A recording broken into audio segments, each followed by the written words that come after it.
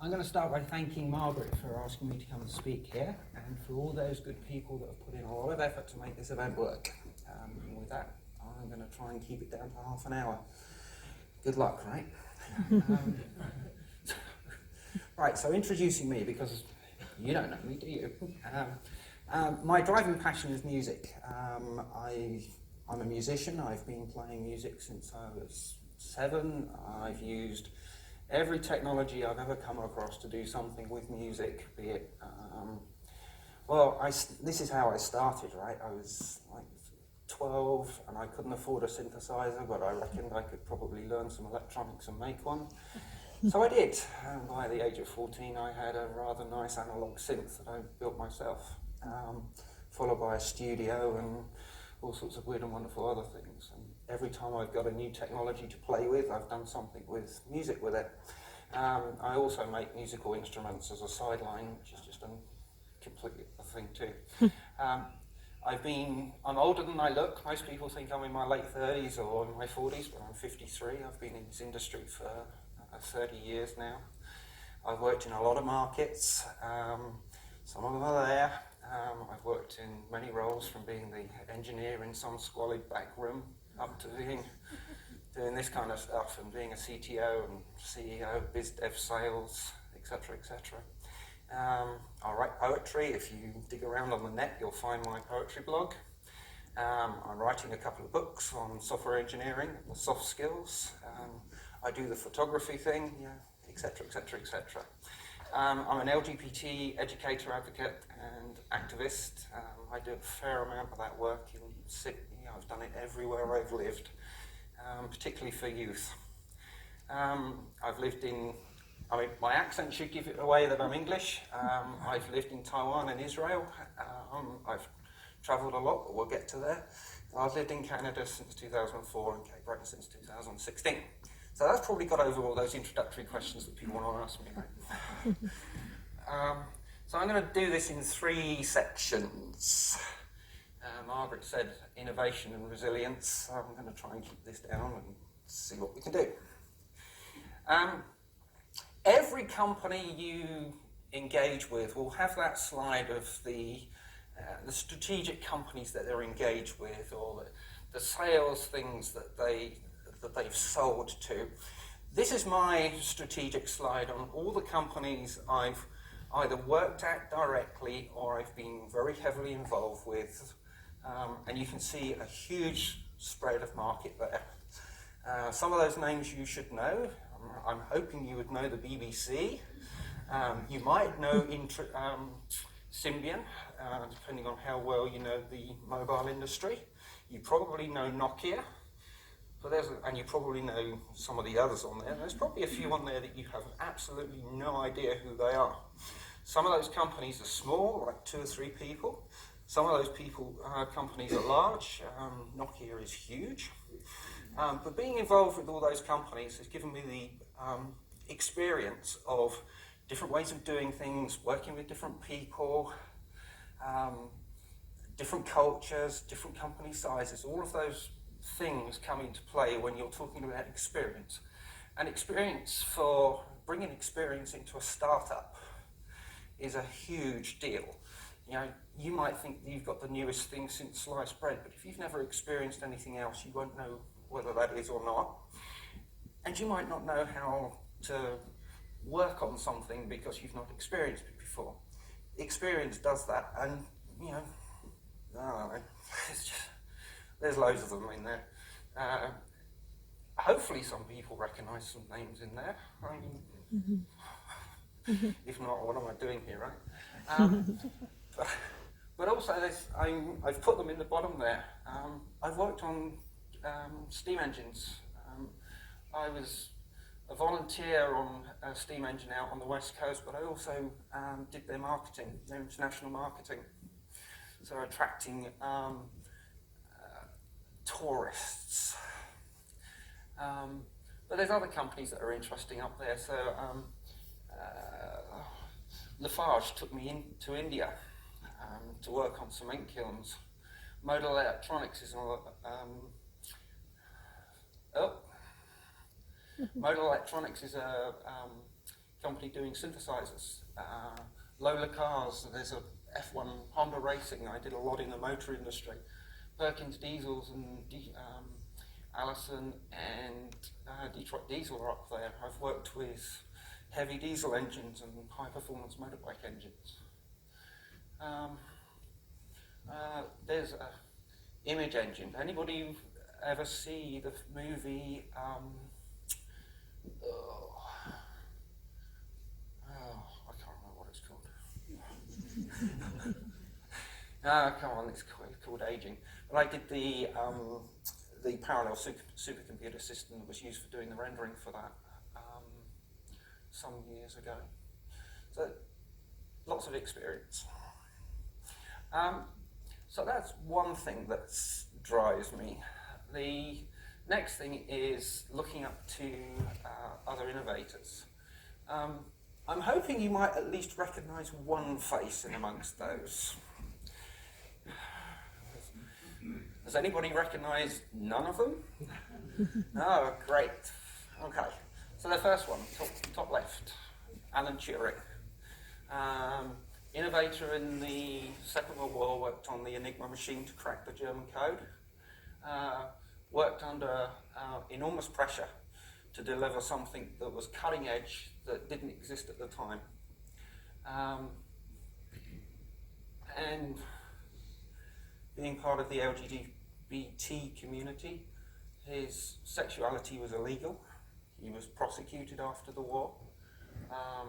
He was forced either to take meds or go to prison, and took his own life. He was given an honourable thingy where the charge was taken away some years ago. But imagine the pressure that he must have been under just to live who he was and do the amount of innovation he did, trying to break an unbreakable problem at the time with a mechanical computer. Anyone know the next guy? No. That's Barnes Wallis. He developed the bouncing bomb that was used to take down the dams on the Ruhr Valley during the Second World War, dropped by a fleet of Lancasters that flew out of the east of England. Again, he took an idea that existed in another place, i.e. skipping stones across water, and he applied it to a new problem, that being to jump over the nets that were in front of the dam that were stopping torpedoes. So again, he was working on an innovative technology, taking something from a different area to the area of interest to solve a problem under enormous stress. He had to get it done in a certain time. Next guy, nobody would know this, I'm sure.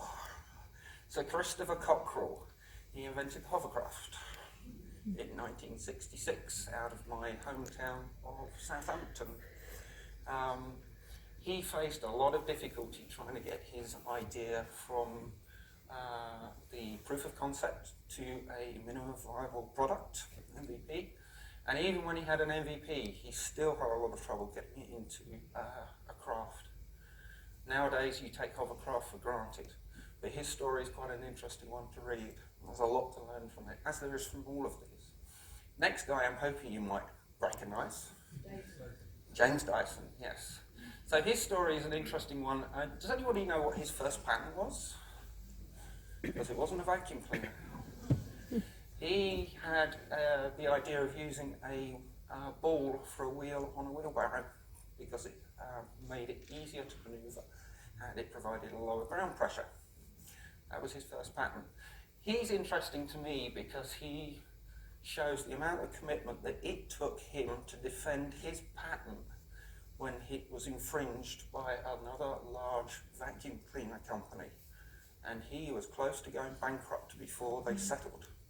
He was about a day away from being bankrupt. If he'd been bankrupt, he would have lost it. Next one, bottom left. Anybody recognise that one? Chris Hatton. No. Good choice, but no. It's Sir Frank Whittle. Do you know what that name means? Yeah, inventor of the jet engine. Went into the meteor. He had a lot of issues with mental health as a result of the work he was doing, and ended up fading into obscurity. The RAF and the government put him under a huge amount of pressure for the delivery of that meteor engine. His story is quite a sad one, but worth a read. Next one. No. Right era. but no. John Harrison. Does anybody know the story of John Harrison? So the Admiralty put out an amount of money, a pot of money, to solve the problem of keeping accurate time on ships. Whilst they could navigate using the stars to a certain extent for latitude, they needed accurate time for longitude. And pendulum clocks do not do very well on ships.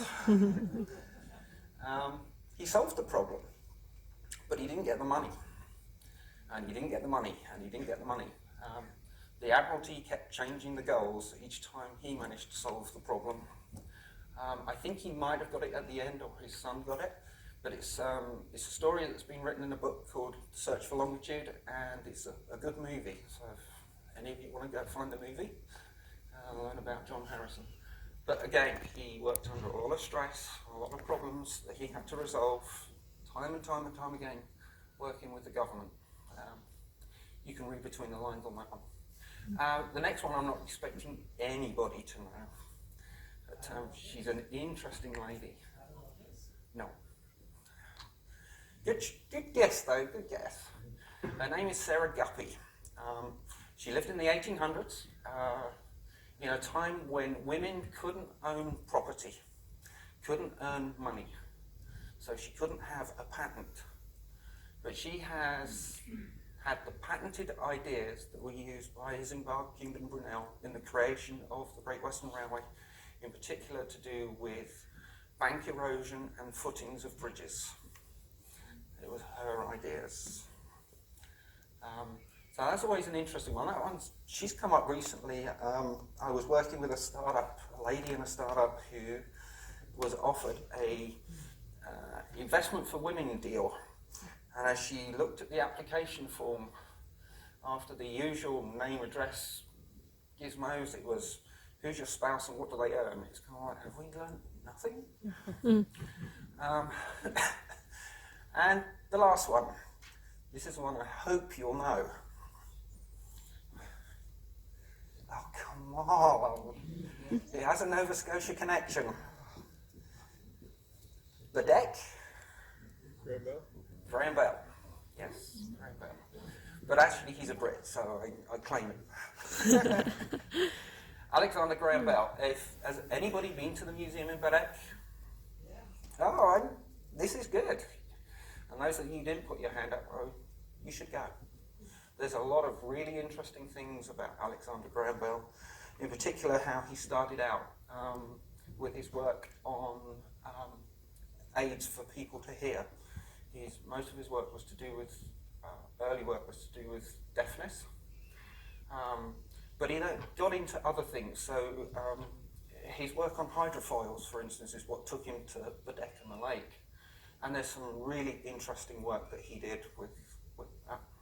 And it's all there at the museum, and it's easy to access. So one of my takeaways is I do look to other innovators, particularly in history, to see what they've been doing and how they did. And periodically I look at modern innovators, and I look through patent applications every so often just to see what's going on, right? There's lots of interesting stuff. And how are we doing for time? You can beat me up afterwards. I mean, I've got the stage now, what are you going to do, right? Encourages. So I thought I'd take a look at who encouraged me in my past. And I mean, the list is a lot longer, so what you do, right? So my grandmother was a very early encourager to get me to do things and follow what I wanted to do. I'm going to talk about Peter Lewis. He was a cop. I was 14 and experimenting with electronics at home and decided I was playing with radio. It's kind of like, I'm going to have a crack at building a transmitter. And I'll do it for the broadcast band because, kind of like power, it's okay. So I built this thing and it didn't work. And I'm thinking, I can't figure this out. I can't get it to work. It's not working. And it was sitting there running. And my parents get a knock at the door one night and there's a cop and this very well-dressed gentleman asking if there's any transmissions going on from the home. So I'm like, uh-oh. So I get marched down, and they tell me that my transmitter is actually working, but it's blurting all over an air traffic control band, and I'm underneath a flight path to the local airport. And, it's illegal. Okay.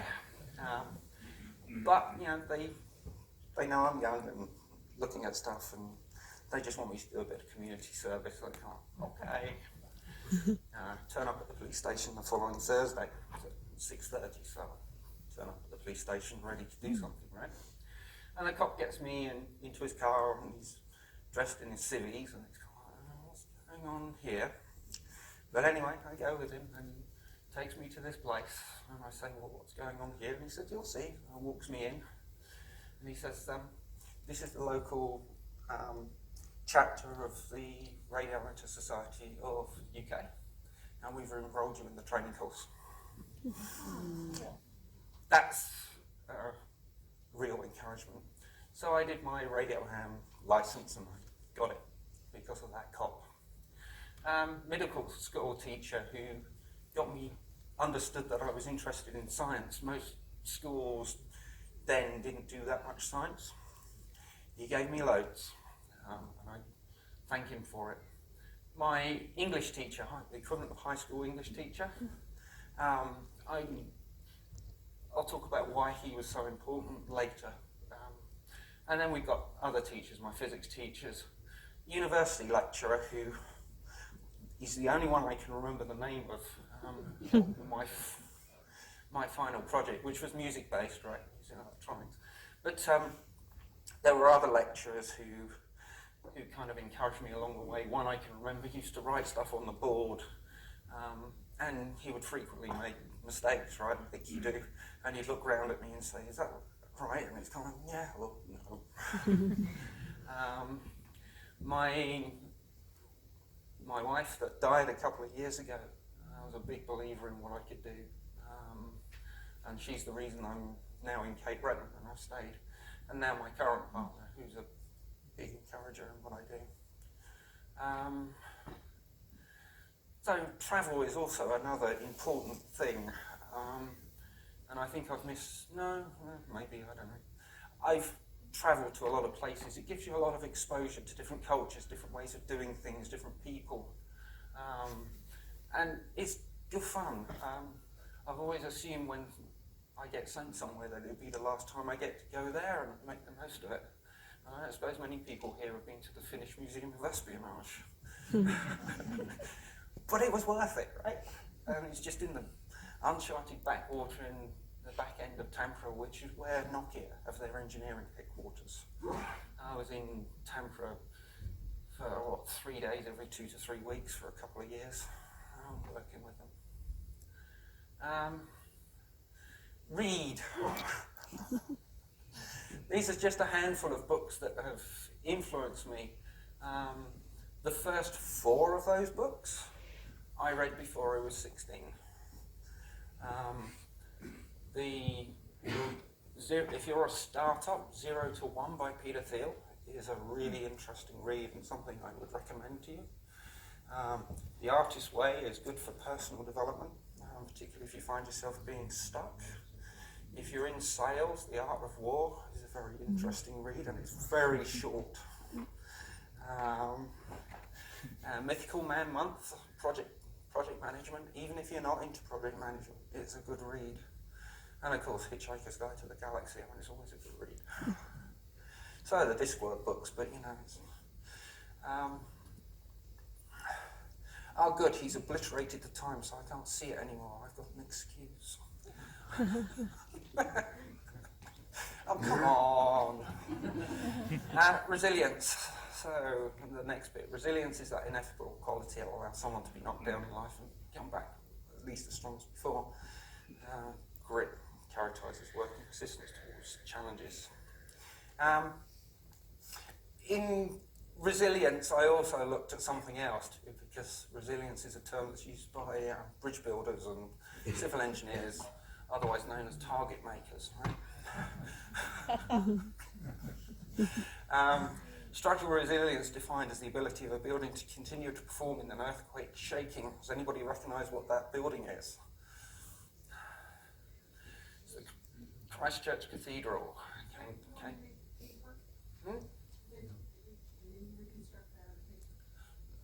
No, it partially fell down. I think I've rebuilt it now. But it comes from, since it was the New Zealand Society for Earthquake Engineering, you know, places that have earthquakes tend to have very good definitions of things like resilience. So I haven't got many more slides, but I've got this one because, you know, that's kind of how my life's been. So I talked about the English teacher. I'm dyslexic. So the English teacher put a lot of effort into helping me get my English. A lot more effort than he should have done. And now I'm writing. People want me to write. It's kind of like, how does that happen? I still can't spell. When Jo and I take her mum, or go with her mum to bingo, I have problems doing 9 cards on a bingo slot because I can't just see the numbers. I have to look at every one of them. And there's a stress of time, and it's kind of like, I forget it.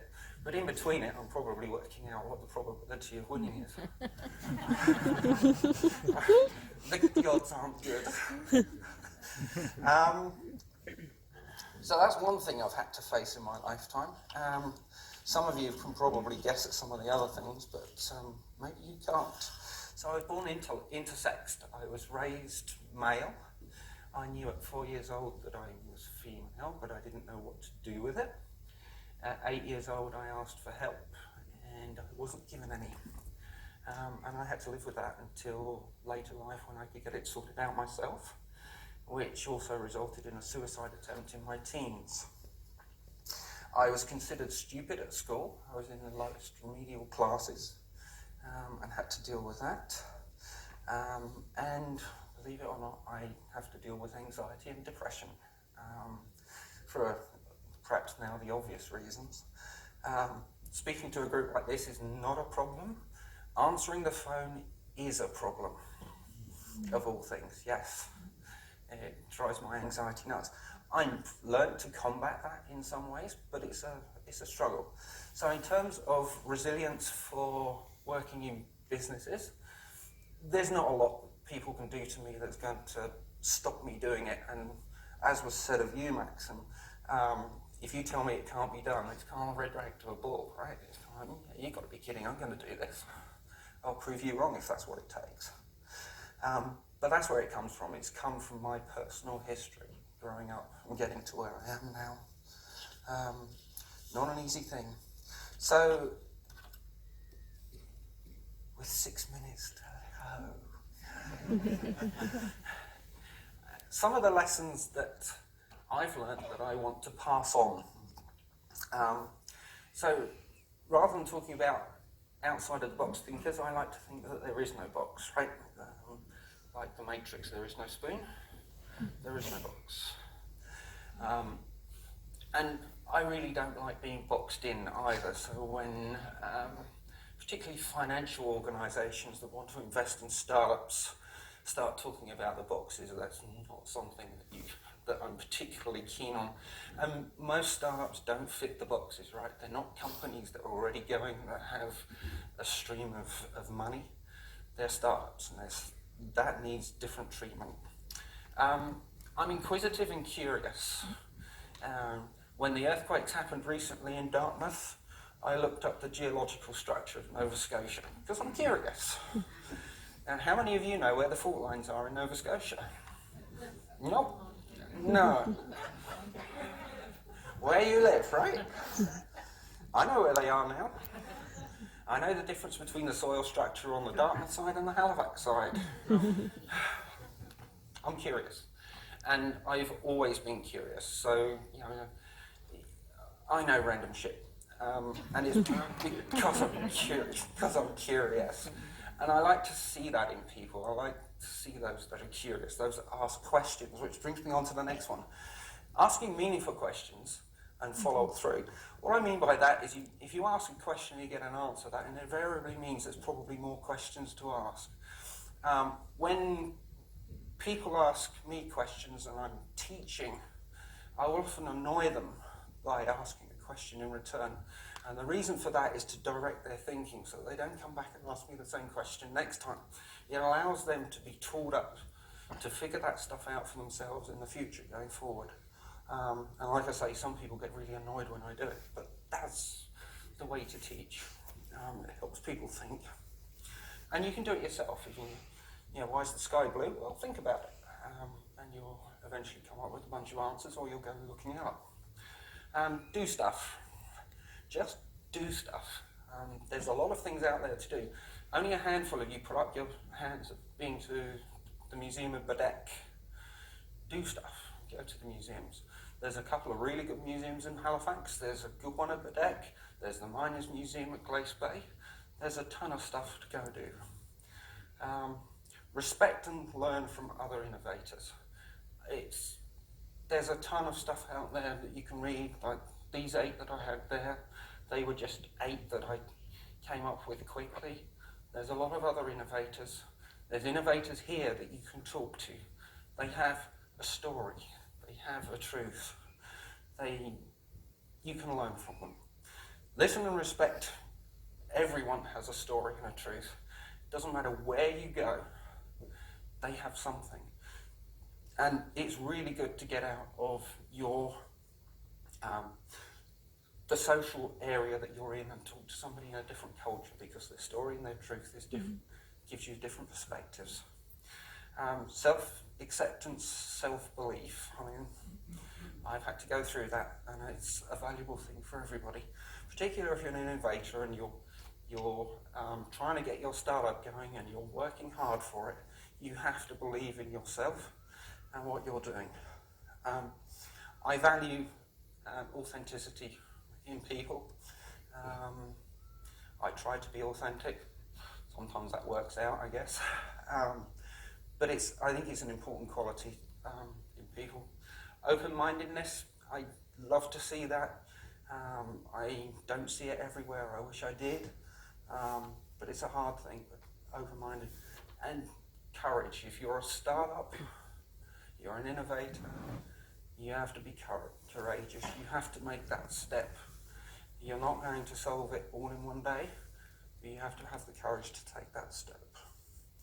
And in everything you do, look for the lessons. There's always something you can learn. There's always a lesson to what's been going on. And with that, with a minute to spare,